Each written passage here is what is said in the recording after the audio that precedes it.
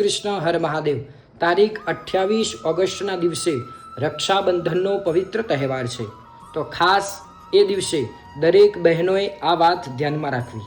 આ સમય દરમિયાન દરેક બહેનોએ પોતાના ભાઈને રાખડી ન બાંધવી જોઈએ.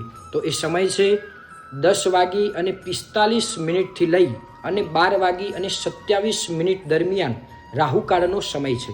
તો એ દરમિયાન દરેક બહેનોએ પોતાના ભાઈને રાખડી ન બાંધવી જોઈએ. બીજા નંબરની અંદર સવારે 5:57 લઈ 9:40 દરમિયાન દરેક બહેનોએ પોતાના ભાઈને રાખડી બાંધવી જોઈએ.